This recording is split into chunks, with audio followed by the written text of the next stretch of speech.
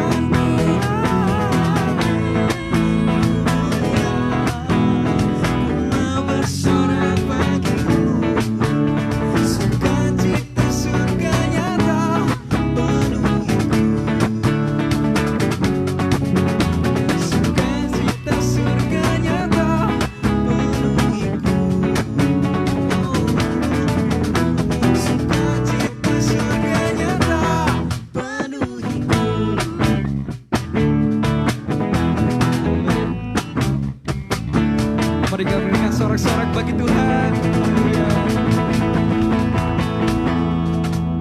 Tiba saatnya kita akan melanjutkan acara kita. Mari seluruh pemuda siapkan hati. Kita menyembah Tuhan. Kita meninggikan namanya.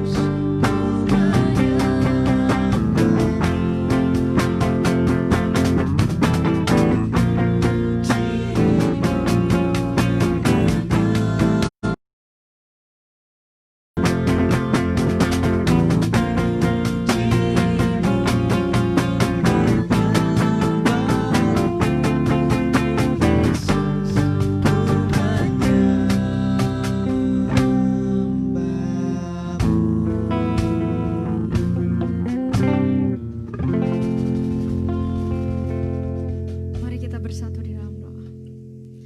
Bapa kami yang di surga, sungguh Tuhan kami yang tidak layak ini Tuhan di hadapan-Mu. Engkau yang layakkan kami semua Tuhan. Kami yang tidak berharga Tuhan, tapi Engkau yang membuat kami menjadi berharga Tuhan. Kami sungguh bersyukur Tuhan punya Allah seperti Engkau Tuhan. Kami rindu Tuhan, kami boleh mengenal Engkau lebih lagi Tuhan. Setiap hari, setiap saat Tuhan. Dimanapun Tuhan, kami sungguh bersyukur Tuhan. Engkau ada di dalam setiap hati kami Tuhan, Engkau ada dalam kehidupan kami Tuhan. Kami rindu Tuhan untuk mendengarkan Tuhan, sharing-sharingnya Tuhan tentang Engkau Tuhan. Pengalaman-pengalaman kehidupan ya Tuhan, hamba-Mu Tuhan, yang akan dibagikan kepada setiap kami Tuhan, biar kami boleh dikuatkan Tuhan dalam kehidupan kami Tuhan. Kami rindu Tuhan untuk melihat Tuhan betapa Engkau luar biasa Tuhan dalam kehidupan kami Tuhan. Kami rindu Tuhan menyaksikan Tuhan betapa Engkau baiknya Tuhan di setiap kehidupan kami. Bapa, kami menyerahkan ya Tuhan sharing ke depan hanya ke dalam tangan-Mu Tuhan. Biar Engkau yang berkati Tuhan, yang berbicara Tuhan, biar dia boleh diberikan hikmat Tuhan yang daripada-Mu Tuhan, biar dia tahu Tuhan apa yang Engkau ingin sampaikan Tuhan melewati dia Tuhan. Terima kasih Tuhan, kami serahkan waktu kami selanjutnya hari ini hanya ke dalam tangan-Mu Tuhan. Hanya di dalam nama Yesus kami berdoa dan mengucap syukur. Haleluya. Amin.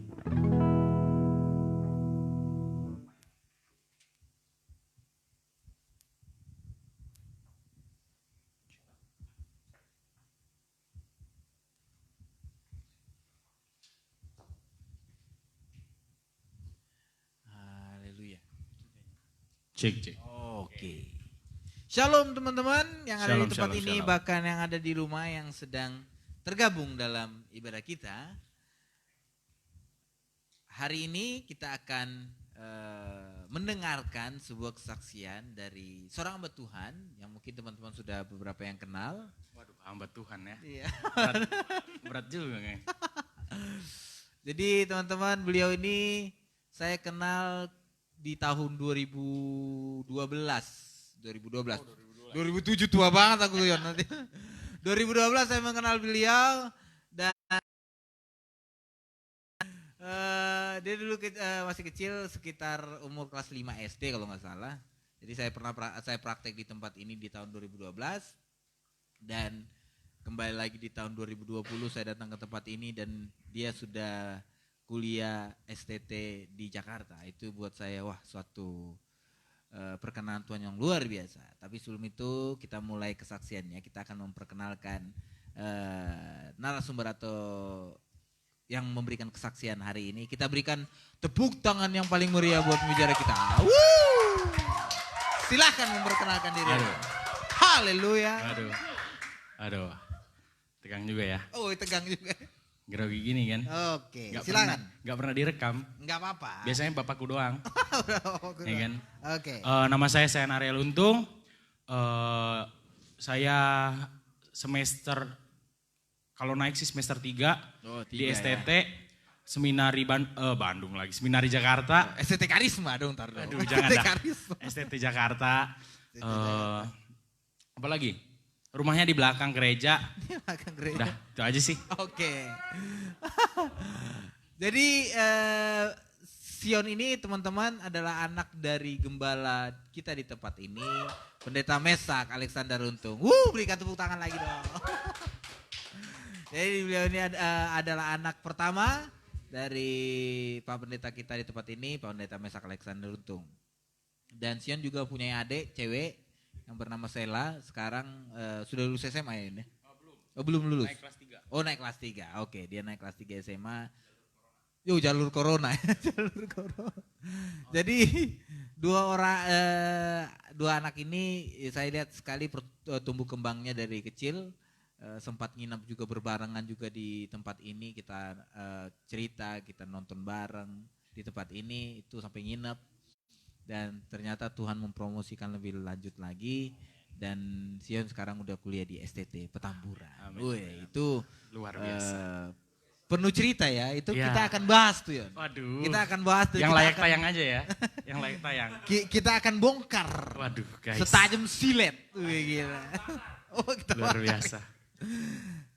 Oke, sebelum kita masuk dalam kesaksian yang akan Sion berikan, kita akan memberikan 2 hal supaya kita tidak melebar terlalu jauh.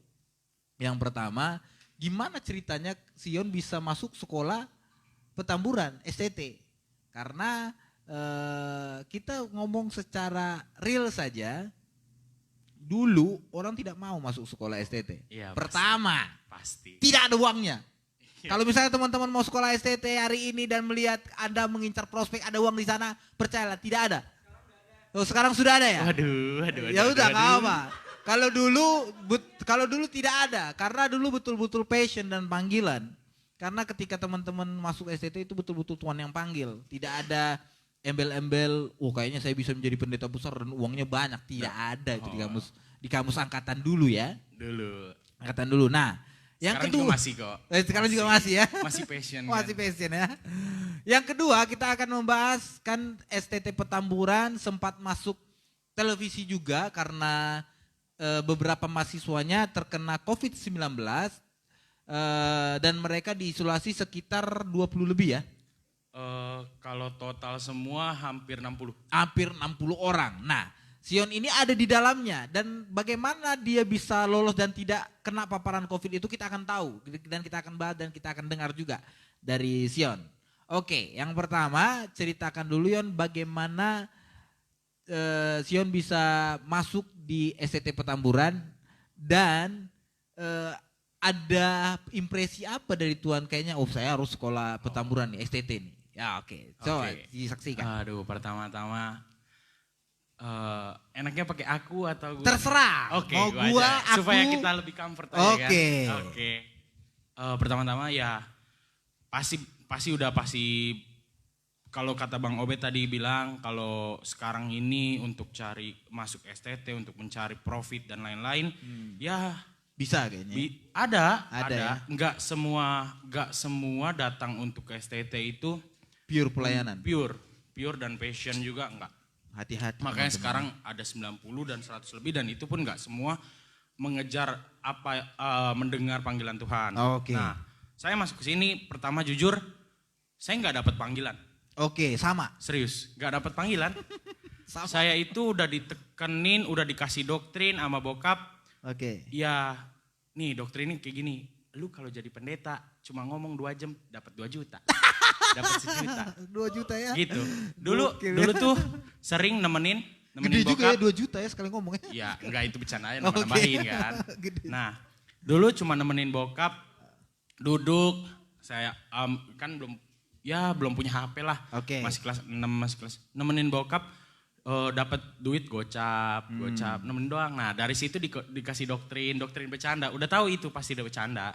Doktrin bercanda. Nih kok cuma 2 jam loh. Enggak nyampe 2 jam. Dapat 500.000, 800.000. Sebulan berapa? Ya kan? Doktrinnya begitu. Apalagi saya mata duitan. Ya kan? Ya, merasa terpanggil. Memang merasa terpanggil ya. Itu kayak roh mamon itu ya. Panggilan Tuhan kayaknya. Dari kecil. Oh, ini panggilan Tuhan kan? Iya kan? Gitu dong. Iya dong. Nah, pas menjelang SMA mulai mikir lagi, mulai menyiapkan diri lebih matang kan. Betul. Mulai berpikir untuk lebih luas. Kenapa nih? Dalam hati kok memang gak dapat panggilan di sana. Tapi orang tua sudah menekankan untuk di sana. Seakan-akan untuk diri, gue pengennya di sini. Cuman waduh, datang lagi orangnya. Lagi apa? Ya kan? Datang nih. Aduh, harus jaga-jaga kata-kata nih. Ya kan? Nah, gue sebenarnya nggak mau di sana, jujur. Nggak mau di sana sampai di mana pas pendaftaran, bokap di kamar kan, manggil. Di situ tuh masih bimbang banget. Sebenarnya nggak mau ke STT. Sebenarnya dulu itu ada satu beasiswa, dia tuh menawarkan beasiswa untuk pembayaran ke kalau nggak salah Jerman atau Belanda lupa. Nah ke Jerman. Dia tuh untuk 24 juta, lu belajar bahasanya selama 6 bulan di Pulau Tidung dan dites kalau berhasil lu dibawa ke sana dan kuliah di sana. Tapi nggak dapet S1. Itu dapet D3. Nah, D3. Di sana itu ibarat kalau dipikirin pakai otak, kalau misalnya benar-benar pikir pakai otak, pasti gue ngambil itu. Pasti gue ngambil itu. Pertama, udah dikasih, nggak tahu ya ini kan sistem promosi mereka ya, nggak tahu ini asli atau enggak, tapi yang gue dapat dari sistem promosi mereka katanya, dan gue kuliah dengan kerja, dia itu jelas dong luar negeri gaji pasti lebih tinggi. Iya, nggak mungkin Iya UMR Jakarta. Nggak mungkin UMR lah, aduh nggak mungkin itu kan. Nah gaji lebih tinggi dan untuk mengembalikan uang yang gue pakai selama untuk beasiswa itu bisa dikembalikan kalau diperhitungkan itu cuma 4 bulan. Sambil kerja. Dan itu kerjanya udah dipilih. Jadi misalnya contohnya lu kuliah apa? Mereka tuh kalau dulu masih ada 4. Sosial, pokoknya Indonesianya itu bantuin yang yatim piatu. Terus seperti yayasan. Ya, yayasan, manajemen, chef sama satu lagi lupa. Nah saya kepikiran untuk manajemen bisnis. Udah kepikiran untuk sambil kerja dan lain-lain. Ngitung profit dan lain-lain udah semua. Udah seakan benar-benar akan matang. Tapi kembali berpikir lagi, bokap gak bakal mungkin. Ya gue beraniin diri buat ngomong ke orang tua satu lagi, nyokap dong. Nyokap ngomong dan apa-apa, nyokap bilang, ya mami mah terserah koko mau kayak gimana. Dan seakan-akan gue memperkuat bilang kayak gini, pengen dong mah, koko pengennya di sana jadi supaya kau belajar di sana, kenal orang-orang di sana. Jadi nanti selesai D3 balik ke Jakarta, kuliah lulus nanti ke sana jadi dapat koneksi dan lain-lain. Bilangin untuk gereja dan embel-embel gereja. Tapi seakan-akan hati masih nggak berani untuk ngomong ke bokap dong. Ya pura-pura aja taruh di meja makan, taruh selembaran yang beasiswa kan. Nggak tahu dah orang tua lihat atau enggak kan. Ya. Tapi sampai di mana akhirnya ternyata orang tua nggak lihat itu, nggak meng-approve gitu kan. Seakan-akan memang nggak meng-approve itu. Selebarannya nggak dilihat? Enggak kayaknya. Itu mungkin ada selaput yang menghalangi mungkin. Waduh. Seperti Paulus. Belum dibuka mah. Ya kan? Nah, terus ya udahlah merasa kecewa. Kenapa merasa kecewa? Dimana orang tua panggil nih di kamar. Kok ayo daftar STT. Nah padahal sebelumnya itu beberapa minggu itu tuh udah mikirin untuk pindah untuk belajar di Belanda itu kan. Itu gimana responsnya waktu ketika orang tua langsung bilang daftar dalam STT? Hati berat dong, pasti berat banget. STT apa iya, itu STT? Kalau misalnya untuk belajar di STT-nya itu udah didoktrin dari dulu. Cuman seakan-akan belum bisa menerima. Sampai di mana-mana pasrah dan lain-lain. Sampai ngikutin jalurnya aja lah. Udah mau kayak gimana terserah lah. Terserah bener-bener. Nah sampai tes dan lain-lain. Tes aja ngasal. Serius ngasal. Sampai pas tes wawancara dapet dosen wawancaranya yang bisa dibilang galak lah. Bisa siapa dibilang itu tegas. Dosennya? Waduh gak usah lah itu kan. Gak layak tayang nanti mati aku kan. Nah, nah dia bilang to the point. Bapak langsung, itu ya? Bapak itu pokoknya. Bapak itu. Langsung to the point kan. Nih kamu lihat hasil tes kamu. Kamu bagus di akademi. Inggris dan lain-lain. MTK dan apa. Aku memang bagus di situ. Tapi kamu lihat nih. Untuk pengetahuan Alkitab benar-benar jelek. Kayaknya aku paling jelek. Belum, siapa tahu ada yang lebih. Kayaknya aku memang paling jelek. Itu di asra di penampungan. Kayaknya kita kan penampungan nih. Penampungan sebelum masuk tes itu di penampungan. Penampungan ini apa? Barak atau gimana? Bukan, jadi kayak asrama gitu. Asrama. Asramanya ditampung untuk yang dari kota dari luar. Yang dari luar kota ya. Iya. Nah, di situ setiap malam, setiap pagi, wih gila baca Alkitab semua. Kudus ya pokoknya. Aku yang gak bawa Alkitab ke situ. Malaikat minder ya pokoknya di situ. Iya, di situ baca Alkitab, semua baca Alkitab, setiap malam baca Alkitab. Aku liatin, wih gak ada Alkitab aku kan. Doa pagi aja disuruh bawa Alkitab. Aku aja malah minjem Alkitab temen. Karena gak bawa Alkitab saking tidak ada persiapan ya. Saking ya bodo amat lah. Ya ini kan disuruh bokap dan lain-lain. Ya udah. Lihat orang kan bener-bener rutin untuk baca Alkitab, rutin untuk doa dan lain-lain. Ya gue ya kayak orang kayak biasanya aja sih. Duduk, melihat, main game dan apa ya. Main game, lihat, wah gini nih. Ya awalnya sih comfort sama teman-temannya. Awalnya comfort sama teman-temannya. Lah, dia hasil wawancara tadi dibilang, ya udahlah kamu lihat aja besok. Bakal lulus atau enggak. Dalam hati tenang aja. Orang gelombang pertama 20 orang kapasitas 90 pasti masuk. Di situ juga agak sempat kecewa, karena kenapa harus masuk? Pikiran serius. Oke. Kenapa harus masuk? Karena kuotanya terlalu besar yang daftar dikit ya. Iya. Oke. Karena gelombang 1 kan. Iya betul. Nah, di situ masuklah. Nggak ada merasa tegang, nggak ada merasa bersalah untuk merasa terbebani dalam tes tersebut kan. Memang untuk berpikiran merasa pasti masuk dan lain-lain. Ya sampai di mana PPMB. Pas PPMB itu. PPMB itu apa? PPMB itu MOS. Ospek. Oke. Ospek. Masa Tapi orientasi sekolah. bukan ospek kuliah yang keras-keras lah. Oke, Cuma ospeknya pengenalan lingkungan. kampus ya, dan oke. Iya. Dan kakak tingkat. PPMB. Nanti kita akan bahas kakak tingkat itu ya. Waduh. Oke, tapi sebelum itu kita akan lanjut. Ya PPMB sempat debat sama orang tua juga. Oke. Pak, pengennya di kos. Kan banyak teman-teman SMA yang pindah ke Jakarta, pengennya di kos. Oke. Main lah. Dan pengennya merasa juga untuk agak lebih free aja. Untuk merasa pengennya tuh mindset ini gak didorong sama orang tua. Masuk sini gak didorong sama orang tua, tapi masuk pengen yakin aja bisa gitu. Nah di situ kan udah mulai berubah pikiran tuh. Nah tapi orang tua gak approve. Langsung pas banget tinggal 1 lagi. Gak tahu kenapa deh, Tuhan memang nyuruhnya asrama. Oke. Tinggal satu lagi. Itu tuh udah lewat 3 hari atau 4 hari gitu kan. Benar-benar gak ngomong ke orang tua. Jadi tuh pas selesai tes disuruh daftar dong, daftar asrama. Gue gak daftar sama sekali, langsung pulang. 3 hari 4 hari kemudian ditanya sama kepala asrama. Ya mungkin karena bokap sahabatnya itu nyeselnya juga sih. Karena sahabatannya. Waduh. Sahabatnya kan. Sahabatnya. Salam ditanya. hormat buat sahabat Om Mesak yang ada di sana. Salam hormat. Iya kan. Sahabatnya Pak Mesak. Pak Mesak, ini anaknya mau asrama enggak? Gini nih. Oh iya dong gini. Oh iya ini tinggal 1 lagi. Oh iya, langsung disediakan kuota itu ya. Aduh dalam hati. Kenapa lagi ini temenan? Aduh. Kecewa juga kan. Kenapa? Ya kan. Ya udahlah masuklah kita. Ya masuk 301. Minggu pertama rasanya pengen nangis di hati. Mau pulang ya. Udah bukan situasinya benar-benar beda. Situasinya udah beda banget. Hal yang udah dulu tuh kita kan di kamar itu bisa bukan bentar ya. Ini meluruskan dulu.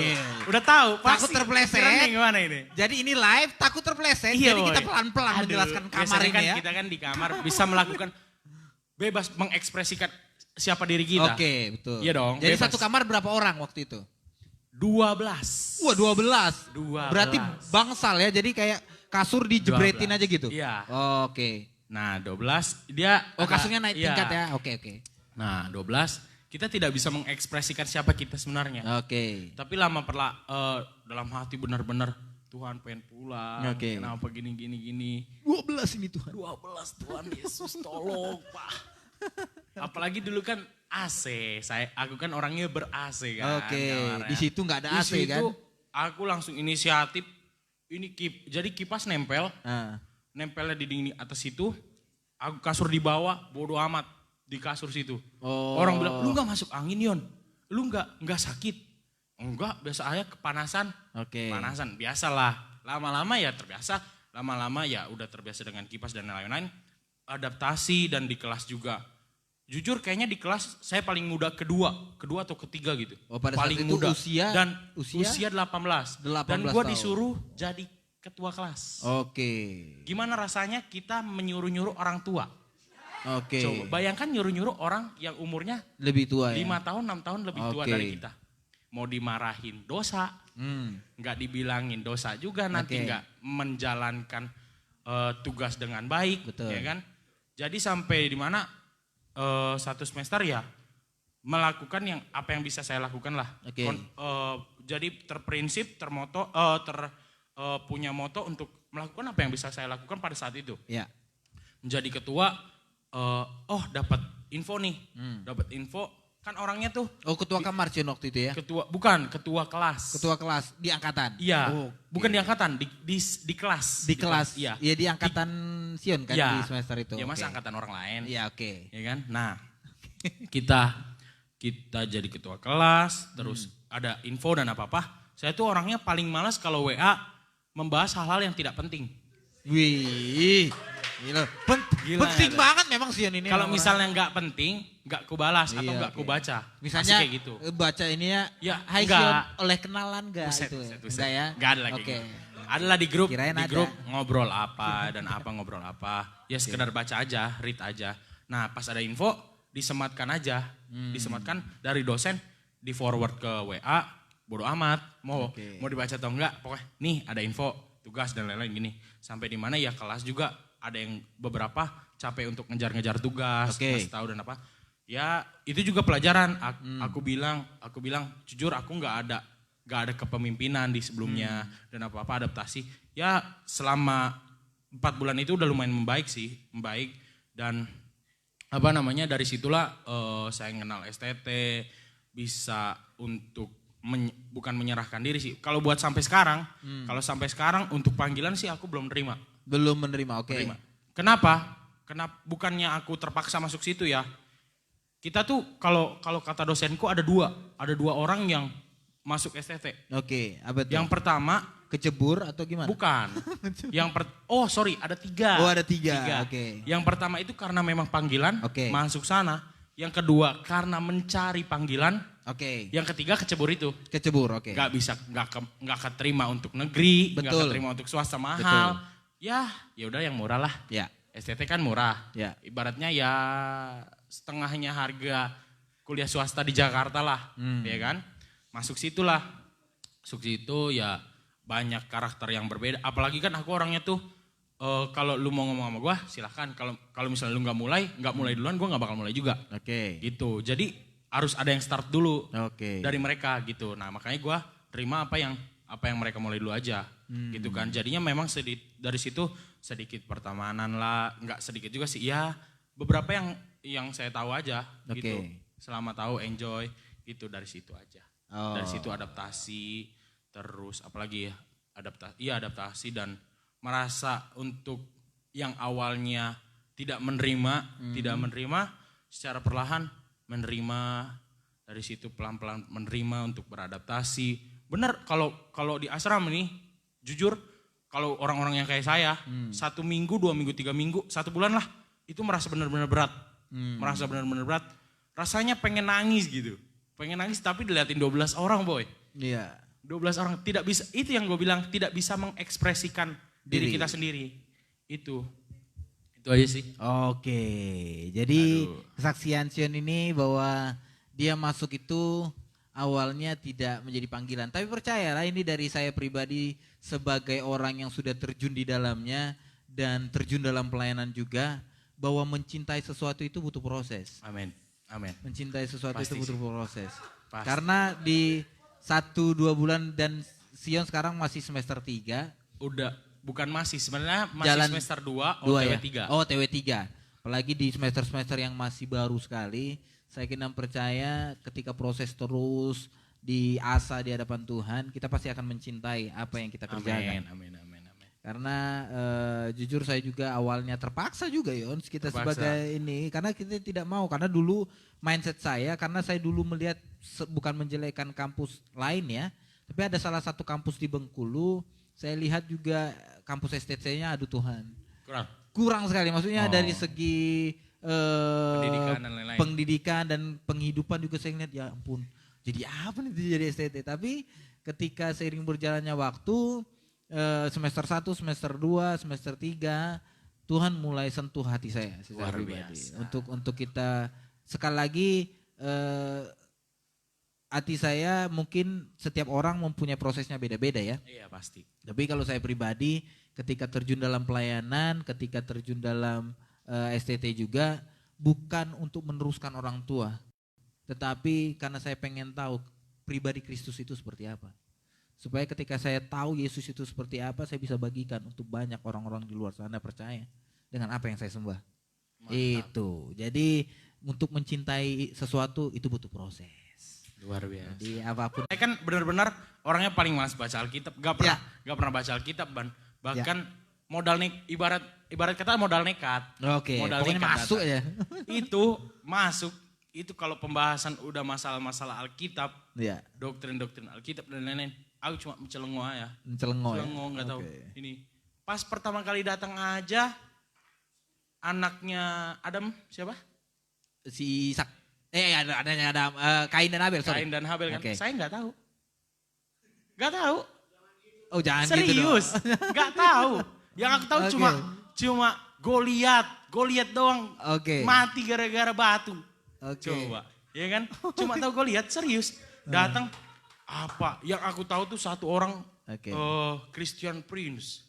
Oke. Kan sebelum datang situ tuh dibangga-banggakan sama Papa Jago lah dan ya udahlah aku kalau debat udah paling jago itu Christian Prince. Christian Prince diajak debat sama ini udah paling jago. Itu aja kalau topik Christian Prince aku masuk. Nah, oke. Kalau yang lain nggak bisa, nggak Oke. sampai. Oke. Gitu. Makanya ya begitulah. Dia masih malas-malasan. Ya sekarang juga masih malas-malasan tapi terpaksa untuk yang dulu itu nggak pernah masuk perpustakaan. Yang dulu kalau masuk perpustakaan pusing nih, pusing. Sekarang kayaknya tiap hari harus bergumul di perpustakaan. Buset gak? Betul. Bergumul di perpustakaan. Orang kayak begini, Oke. gila gak tuh? Tapi menarik teman-teman karena untuk meresponi panggilan Tuhan itu sebenarnya butuh waktu. Ada yang memang langsung ditegur Tuhan seperti Rasul Saulus menjadi Paulus. Itu langsung ditegur Tuhan hari itu juga. Dan ketika dia sebrengsek-brengseknya dia ketika Tuhan panggil dan dia meresponi dengan baik, dia menjadi hamba Tuhan yang Tuhan pakai secara dahsyat. Iya. Intinya sih yang saya tangkap bahwa Sion harus meresponi juga apa yang sudah Tuhan berikan. Ya, Nah, nah responnya. itu. Pertama aku tuh orangnya benar-benar mungkin karena saking mencarinya ya. Oke. Kan kalau kata orang enjoy aja, biarin Tuhan yang bekerja, Ya. biarin Tuhan yang menyerahkan ke lu gitu. Ya. Gue nggak bisa. Kayak Tuhan maunya apa sih? Tuhan maunya apa? Sampai di mana jadinya keinginan gue yang gue lakukan, bukan keinginan Tuhan yang gue lakukan. Oke. Itu jadinya, nih Tuhan tuh udah kayak Tuhan tuh ini buat lu. Apa sih Tuhan? Kayak Oke. apa sih Tuhan? Apa sih Tuhan? Jadinya seakan-akan gue tidak melakukan apa yang Tuhan suruh. Oke. Jadinya. Jadi itulah orang bilang sampai sekarang ada pendeta, jangan pakai label pendeta, ada hamba-hamba Tuhan yang bilang Tuhan berbicara dengan saya, Tuhan memberitahu saya dan lain-lain. Gue bilang, gue nggak dapat kayak gitu. Oke. Orang panggilan Tuhan dapat panggilan gue gini-gini. Kenapa sampai sekarang gue nggak nemuin itu? Rasanya nggak ada dalam kamus gue, nggak ada. Gue nyari sampai benar-benar nyari nggak ada gitu panggilannya. Ya mungkin kalau dilihat dari beberapa bulan ke belakang, memang ada perubahan dalam diri gue untuk adaptasi dan lain-lain. Itu merasa gue yang lakukan. Oke. Nah makanya di situ, di mana nih Tuhan manggil gue? Oke. Di mana nih Tuhan berbicara sama gue? Oke. Mimpi aja jarang. Oke. Gitu. Jadi hal ini teman-teman saya alami memang juga di semester awal. Tapi percayalah ini dari apa yang sudah saya alami, kita hanya butuh sedikit kepekaan saja. Butuh sedikit saja. Kita sebagai manusia selalu melihat karya Allah tuh harus yang bombastis banget. Harus Tuhan, kalau bisa kau datangkan aku dalam mimpi. Tiba-tiba Tuhan datang dalam mimpiku, mengulurkan tangannya. Oke, keras. Kemarilah anakku. Terkadang manusia butuhnya sesuatu yang bombastis melihat Tuhan. Ya. Kalau saya pribadi John untuk meresponi panggilan Allah ini, kita lihat dari sisi-sisi yang kecilnya. Yang saya tangkap tadi, masalah itu betul-betul Tuhan yang panggil Sion. Yang pertama masalah asrama. Iya. Ketika asrama itu tinggal kloternya satu orang saja, kenapa dia opernya ke Sion? Kenapa nggak oper ke yang lain? Padahal ada banyak mahasiswa pada saat itu. Jadi kita untuk meresponi panggilan Tuhan itu perlu sedikit kepekaan untuk kita bisa tahu clue yang terkecilnya. Info-info terkecilnya. Kalau saya dulu cuma minta satu sama Tuhan. Tuhan kalau memang ini panggilan Tuhan, selesaikan pembayaran uang kuliah saya. Luar biasa ya. Cuman itu saya minta. Terselesaikan. Tidak ada hutang sama sekali di kampus bahkan di asrama. Tidak ada. Mantap. Tuhan selesaikan. Jadi terkadang setiap orang mempunyai keinginan bahkan minta clue-nya sama Tuhan, infonya sama Tuhan. Tuhan tandanya apa? Tandanya apa? Percayalah jangan minta tanda yang terlalu bombastis. Kita akan gila kalau misalnya kita meminta tanda yang bombastis. Tuhan kau udah harus datang di depan mukaku sekarang juga. mengulurkan tanganmu menangkap tanganku, jangan juga. Tapi kita harus bisa melihat karya-karya kecilnya Allah untuk kita bisa meresponi panggilan harusnya Tuhan. seperti itu. Iya. Tapi kita lihat aja ke belakangnya. Oke, itu kan Dengan seperti saya latar tadi belakang. bilang, Iya, mencintai iya. butuh proses. Iya, gitu. pasti. Ya, Oke ya. begitulah. Untuk semester-semester awal saya yakin dan percaya memang butuh proses dan juga butuh hal-hal yang memang terus dijalani. Iya. Saya percayalah nanti Tuhan akan taruh atau memateraikannya di hatimu Luar masing-masing. biasa. Dan teman-teman semua yang pengen masuk sekolah teologi atau sekolah Alkitab dimanapun berada, percayalah Tuhan akan memberikan clue-nya, maksudnya untuk teman-teman menanggapi respon atau apa yang Tuhan percayakan buat teman-teman nanti ke depannya. Oke, itu kesaksian dari Sion ya mengenai ketika masuk sekolah Iya, Petamburan. ketika masuk. Timekeeper jam berapa sekarang? Maksudnya berapa menit lagi? Soalnya kita akan membahas ada beberapa. Oh 19.44 berarti 16 menitan lagi ya? 15 menit, oke. 15 menit kita akan kebut saja karena Instagram hanya 1 jam. Oke. Instagram hanya 1 jam. Terlalu banyak ngomong berarti ya gue. Gak apa-apa, kalaupun nanti ini di pause bentar nanti akan kita lanjut. Oke. Yang kedua mengenai kampus di sana, bagaimana Sion bisa lolos yang dalam arti kan penularan COVID-19 ini kan cepat sekali. Iya. Sangat cepat. Sangat Bisa satu cepat. hari itu bisa 100, 200, 300 orang yang kena. Sekarang bisa 600. Nah bisa 600. Nah pada saat itu kan saya juga pernah waktu itu ke STT Petamburan. Waktu itu ada konferensi seluruh STT yang ada di Jakarta. Iya. Jadi di situ kayak ada seminar begitu. Jadi saya ngeliat memang cukup luas ya STT Petamburan. Ya. Dibanding kampus saya. Kalau kampus saya elegan gedungnya, tapi bukan luas bangunannya, tapi gedungnya elegan sekali. Nanti bisa teman-teman bisa datang ke Bandung. Tapi kalau dari segi besarnya tidak terlalu besar seperti Petamburan. Oh ya. Nah, tapi yang saya lihat posisi asrama kan itu kan nyatu begitu, satu asrama begitu. Iya. Tapi permasalahannya ketika mahasiswa-mahasiswa yang kena COVID-19 ini, Sion pada saat itu di mana dan bagaimana caranya bisa nyampe ke Cikampek dan tidak terkena virus yang penularannya ini sangat cepat. Oh, kalau dipikir-pikir ini juga mungkin jawaban dari Tuhan. Nah, Asik kan gak tuh? ketemu kan? Gila ya. Ketemu kan? Gila ya. Oke. Jadi gini. Sebenarnya tuh saya ingin membridging aja sebenarnya tadi tuh untuk Jadi mengantarkan pemikiran Sion kepada karya penyelamatan Tuhan. Keras. Oke. Boleh. Jadi gini, awal-awal pas Corona itu mulai COVID ya, enaknya COVID ya. Ya, COVID COVID. masuk 2 orang kan. 2 orang di 2 orang itu semester berapa? Enggak, masih semester 2. Bukan maksudnya 2 orang yang terkena paparan Bukan, COVID 2 orang yang masuk Indonesia. Oh, 2 orang masuk Indonesia. Nah, Oke. masuk Indonesia di situ udah mulai pada tegang lah dan lain-lain. Sampai di mana 100 atau berapa? Yayasan dari sananya untuk memberikan dari BPH mungkin ya, mengajukan untuk mengadakan kelas online, memberhentikan kelas tatap muka, mengadakan kelas online. Oke, saya kelas online dan menjalankan seperti biasa selama 1 bulan dan saya pun tidak keluar. Di awalnya itu kan 2 minggu. Oke. Awalnya 2 minggu kan COVID yang dikasih. 2 minggu ternyata diperpanjang lagi, diperpanjang. Nah, mungkin memang awalnya tuh mungkin kenapa bisa asrama ini kena, bukannya saya meledekkan lingkungannya ya, bukannya saya meledekkan lingkungan atau apa.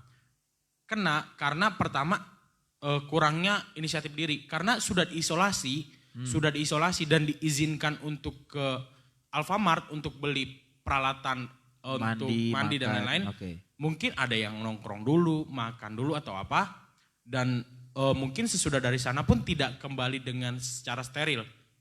Ibaratnya tidak cuci tangan lagi, tidak mandi dan lain-lain. Kalau boleh tahu yang terkena pertama kali itu mahasiswa semester berapa?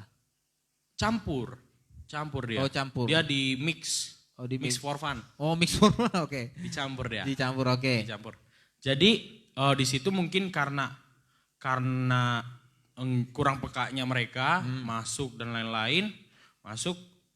Kita pun pas pertama kali diumumkan nih 3 minggu sesudah isolasi atau 1 bulan gitu, sudah isolasi diumumkan ternyata ada 37. 37 yang terkena. 37 seingat saya. 37 atau 36. Itu menyebar di semua angkatan. Iya, Di tercampur. angkatanmu ada. Ada. Oke.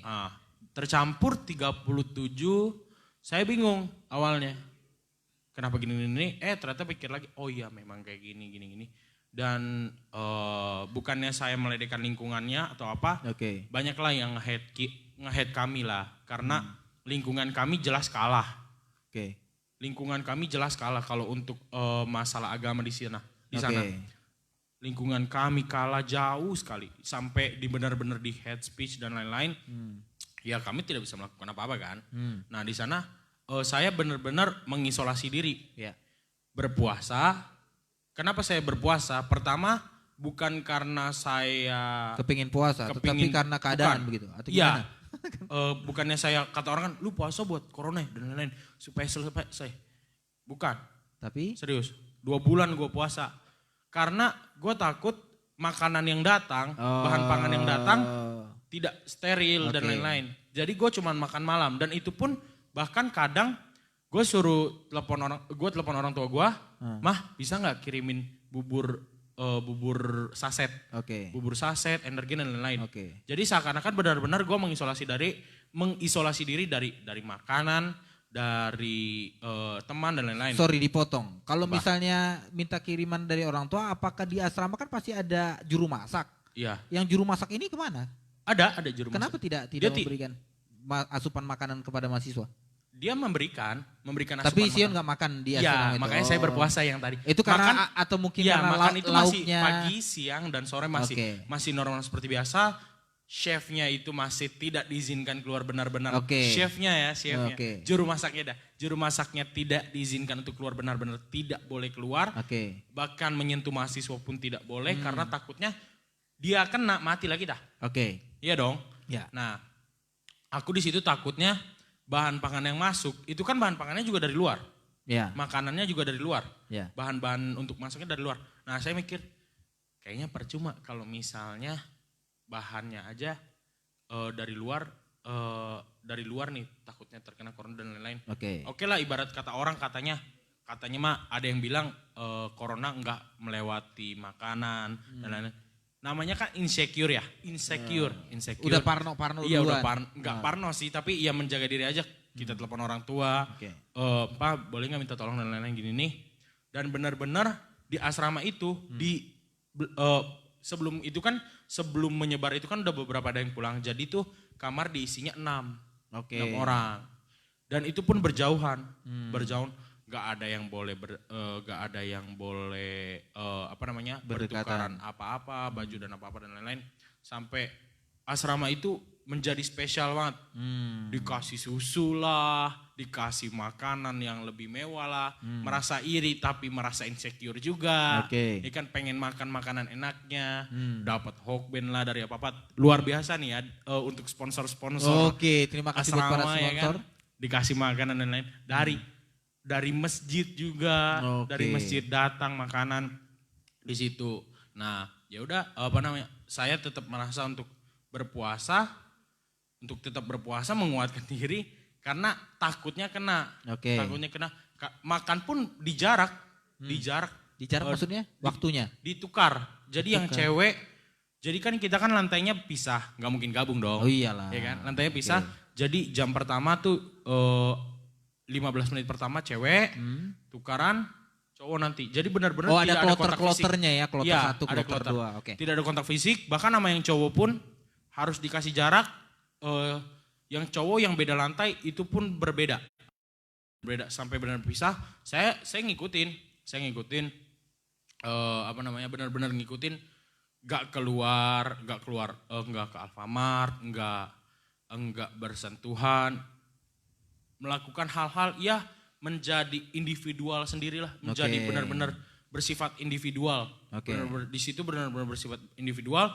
Pas denger nih 37 itu benar-benar kaget sampai dihina-hina dan lain-lain. Di situ ternyata nggak selesai. Beberapa minggu kemudian datang lagi 27. Di situ 27 atau 26. Di situ pun saya kaget kan. Menyebar di seluruh angkatan? Menyebar. Menyebar. Pas sebelum tesnya itu tuh saya udah takut pas tes. pas tes, aduh kena nggak ya? Ini sorry, 26 itu sudah menimbulkan gejala atau belum? Atau masih nyantai Sebenarnya 2 kloter itu nggak ada gejala. Oke. Kalau kata teman saya yang terkena ya. OTG berarti ya, OTG ya. Iya. Nah, terus pas tes sebelum dikasih tahu 26 itu kan tes, saya udah takut dan lain-lain, udah tegang dan ya udahlah kena aja.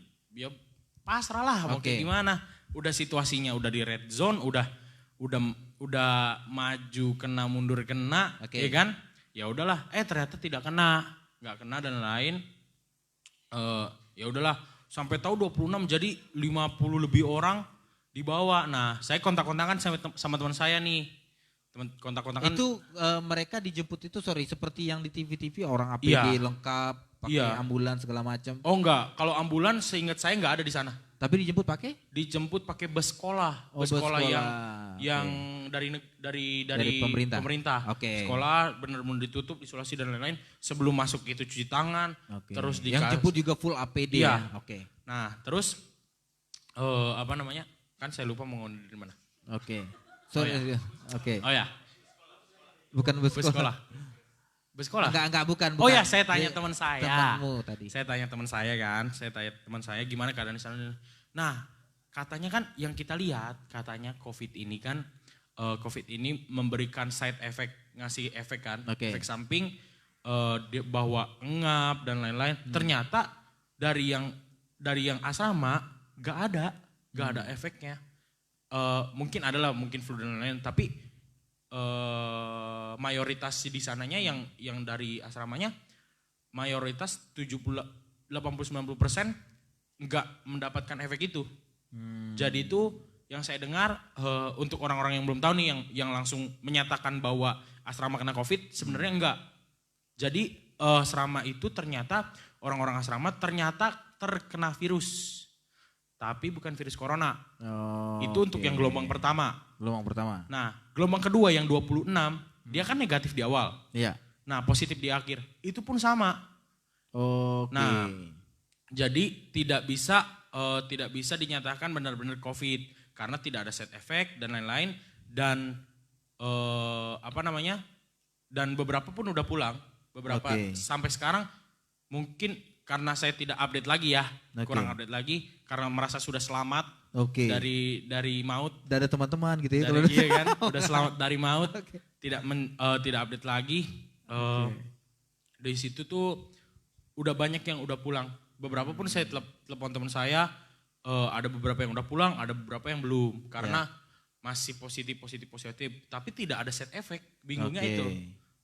Tapi kata dokternya sih terkena virus, tapi bukan virus corona. Tapi karena takut terkena virus dan imunnya melemah, takutnya terkena corona. Jadi dibawa ke Wisma. Nah gitu.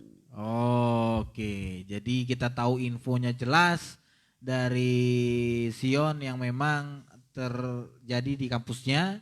Bahwa yang terjadi itu bukan corona ya, tetapi ada virus lain yang masuk. Ada virus lain yang masuk. Terdetek dengan rapid test itu, sehingga daripada mengakibatkan penyebaran yang aneh-aneh langsung dibawa ke Wisma ya. Kita menemukan ya, jadi berita-berita di TV juga bisa dipatahkan juga kali ya. Makanya itu benar-benar pertama kali merasakan kita jadi artis, tapi artis yang corona ya.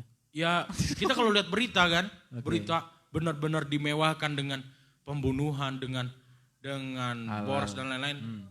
Aku ngerasain kayak gitu. Jadi kayak kita tuh merasa kita yang tahu kenyataannya ternyata nggak seperti itu, merasa benar-benar terjatuhkan. Nah di situ makanya saya merasakan orang-orang yang melakukan boros dan apa-apa dilebih-lebihkan dengan berita, saya di situ baru merasakan kasihan juga ya orang yang sebenarnya tidak melakukan itu secara 100% tapi ditendangnya 100% gitu. Karena memang sampai sempat ada satu situs berita dia menyatakan dia memberikan berita hoax. Itu gempar itu satu asrama. Gempar benar-benar satu asrama. Cuma 2 menit lagi ya. Mungkin televisi butuh rating ya. Jadi kalau televisi tanpa rating karena itu tidak akan tidak akan dapat keuntungan. Iya. Makanya agak dipelintir sedikit. Makanya itu saya judul-judulnya merasa gitu. benar-benar kasihan sama orang yang ternyata kenyataannya nggak seperti itu. Itu ada nggak misalnya kalau misalnya pas dijemput tadi ada yang teriak Ciayo Petamburan, Ciayo nggak ada ya? Oh, enggak juga. Enggak. Kita pun Iya, ya. kita pun enggak diizinkan untuk melihat mereka. Oke. Kita pun enggak diizinkan untuk melihat. Oh ya, satu lagi. Kenapa bisa di 60 berhenti? Pertama, untuk yang 30 dan 20 itu kita langsung dipisahkan. Pas udah tes dinyatakan ada virus di dalam tubuhnya. Saya nggak bilang corona ya. Dinyatakan virus ada virus di tubuhnya, dia dipindahkan gedung. Gedung kami kan ada 3, A, B, dan C. Saya lupa yang asrama C atau A. Pokoknya split lah. Benar-benar di split dan di gedung B itu dijadiin pembatas. Oke. Sama sekali nggak boleh. Sebelum ada yang COVID, olahraga masih diizinkan. Ya. Untuk di aula bermain pingpong lah, bermain badminton, masih main volley dan bola. Itu masih diizinkan, tapi dari pas 30 benar-benar ditutup. Dan berjemur pun ada waktunya. Ya. Berjemur ada waktunya dan di rolling. Oke. Di rolling sama yang COVID. Sama yang dinyatakan COVID. Dianggap COVID. Oke. Berarti yang terakhir ini abang mau tanya, kondisi di sana sudah kondusif lah ya, bisa dikatakan ya? Kalau sekarang sih harusnya sudah kondusif. Oke. Kalau belum, saya nggak lihat lagi ya. Selama 1 bulan terakhir ini saya kurang lihat, tapi sebelum saya pulang itu, sebelum pulang itu kan itu tuh dibuka tuh awal pembukaan. Ada stasiun TV datang, dia meliput dan memberi support juga sama memberikan sponsor juga. Oke. Gitu. Berarti ada hikmah ya, kita berikan tepuk tangan dulu dong buat pembicara kita, kesaksiannya bahwa memang Tuhan punya maksud dari setiap apapun yang terjadi, dan puji Tuhan semoga saja teman-teman yang di sana juga hanya terkena virus saja ya, tidak detail ke coronanya ya. Supaya mereka bisa menjadi berkat juga. Karena saya yakin dan percaya 50 orang ini akan Tuhan pakai secara dahsyat di berbagai tempat. Amin. Sebenarnya sih ada hal yang relate. Apa tuh relate-nya? Jadi sebelum COVID masuk ke Indonesia, dosen saya ngomong gini, saya pengen COVID masuk ke Indonesia. Oke, biar pertama dia menghadap Tuhan ada atau gimana? dokter-dokter, Oke. orang yang ngasih cure dari Amerika. Oke. Dia bisa memberikan penginjilan. Oke. Oh bentar ya, sorry terpotong. Buat Jumat Facebook, wah sekali lagi Jumat Facebook atau Jumat Facebook. Jumat Facebook. Oke. Karena Jumat di Instagram hanya 1 jam. Youth Callers, asik. Jadi di Instagram harus di stop dulu, baru akan dilanjut lagi. Aduh, gak kerasa udah sejam kan? Iya gak kerasa dong. Oke. Youth Callers. Youth Callers, Jangan Jumat guys. Facebook kayak Pak Junifer Kultum jadinya. Youth Callers, sedap. Youth Callers dong. Come on man. Something different. Oke. Tadi ngomongin apa ya? Sampai ke relate tadi itu dari Amerika. Relate. Jadi itu dosen saya ngomong gini, pasti ada dokter-dokter yang memberikan cure dari COVID datang ke Indonesia dan memberikan penginjilan. Itu dosen saya ngomong kayak gitu. Tapi ya mungkin karena kenyataannya enggak seperti itu, tapi teman-teman saya yang datang ke Wisma, mereka jadi penginjilan. Oke. Itu jadi sesuatu yang negatif digunakan benar-benar menjadi hal yang positif. Seperti itu. Teman saya ketemu sama orang yang beragama sebelah keras. Keras. Dan dia pun, tapi dia mau terbuka akan itu. Dia mau terbuka dan dan open minded dengan agama yang lain. Nah di sana teman saya memulai penginjilan. Meskipun tidak berpindah, tapi dia tahu ternyata agama kita nggak kayak gini. Nggak seakan-akan kita Kristen itu hanya mengkristenisasi. Enggak. Nah, tapi kita ngajak nih Kristen tuh kayak gini. Terserah lu mau menerima apa tidak? Iya, karena kita percaya sama Tuhan, agama apapun itu terserah. Iya dong. Agama apapun itu terserah. Nah, di situ teman-teman saya banyak yang penginjilan di sana, ada yang ngobrol sama orang luar ya. Meskipun ada jarak, memang pasti ada jarak. Karena Wisma itu kan lantainya sampai 50 ya, 50-30. Mereka berjarak, yang ngobrol seadanya aja. Ya. Jadi kalau mau ngobrol-ngobrol di situ, makanya dosen saya ngomong dari situ kita bisa dari kita memanfaatkan apa hal-hal yang dianggap orang itu tidak bisa dimanfaatkan gitu. Oke. Jadi ada sesuatu hal yang positif yang bisa dilakukan ya. Saya mengambil sedikit cuplikan buku dari Pendeta Ruben Adi Abraham mengatakan begini judul bukunya, semakin terjepit semakin melejit. Jadi dalam ketika kita terjepit dalam hal COVID-19 ini, tetapi kita bisa melejit untuk mengumandangkan nama Tuhan semakin banyak lagi. Haleluya. Jadi mungkin hari ini kiranya apapun yang disampaikan Sion hari ini, kita bisa mendapatkan rema juga dan kekuatan untuk kita terus mengandalkan Tuhan ya. Sekali lagi kita berikan tepuk tangan yuk. Haleluya. Sekali lagi terima kasih buat hambanya ya Sion untuk sharingnya atau kesaksiannya. Luar biasa. Kita akan tunggu di sharing-sharing berikutnya, mungkin ketika nanti sudah aktif lagi kuliah, mungkin ketika lulus nanti Sion bisa menyaksikan lagi bahwa Tuhan itu betul-betul dahsyat. Amin. Karena seperti Ayub mengatakan bilang, bukan kata orang lagi aku melihat engkau, tetapi mataku sendirilah yang menyaksikan engkau. Amen. Jadi kita bisa menyaksikan Tuhan lewat apa yang kita bisa lihat. Haleluya. Kita akhiri ibadah live streaming kita hari ini. Ada minta dukungan doa di teman-teman Youth Callers yang ada di Instagram dan ada di Facebook. Tidak ada? Oke. Kita akan berdoa. Ini doa berkat bagaimana Om Mesak sama saya lihat Om Juan kayaknya doa berkat ya. Oke ya. Kita akan berdoa bersama. Saya langsung serahkan kepada Pendeta Dr. John Huta Barat. Oke. Pakai nyanyi ya? Oke, boleh. Boleh kalau mau nyanyi. Nyanyi apa?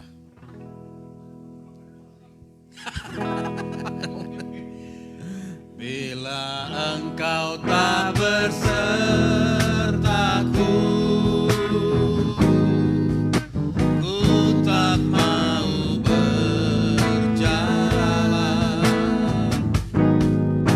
Ku perlu Tuhan, pimpin langkahku dengan kasih karunia-Mu. Pimpin langkah kami Tuhan, pimpin langkahku setiap waktu, berjalan dalam Roh-Mu. Nyatakan Tuhan kemuliaan-Mu dan berjalanlah denganku.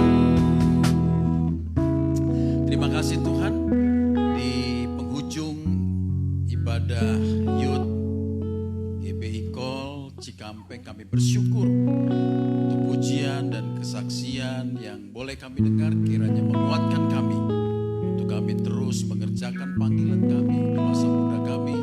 Kami akan isi waktu kami dengan semua yang berguna sehingga hidup kami akan dimanfaatkan Tuhan untuk sesuatu yang mulia di kemudian hari. Berkati semua yang sudah melayani, Tuhan pakai lebih dan lebih lagi. Bagimu hormat kami, berkati semua anak-anak muda yang menyaksikan ibadah streaming ini, supaya apapun di masa muda mereka yang mereka kerjakan, Tuhan memberkati. Dalam nama Yesus, kiranya kasih, anugerah, limpah rahmat dari Bapa di surga, kasih dari Tuhan kita Yesus Kristus, serta penghiburan, pemagaran Roh Kudus menyertai kita mulai malam ini kekal sampai selama-lamanya. Haleluya. Amin. Shalom. Ya, terima kasih buat semua teman-teman yang sudah mengikuti ibadah kita, acara kita. Dan jangan lupa minggu depan kita terus ada live streaming dari Instagram explosion_generation dan Facebook Om Mesak Alexander. Semoga semua kita diberkati dalam Tuhan. Tuhan Yesus memberkati kita semua.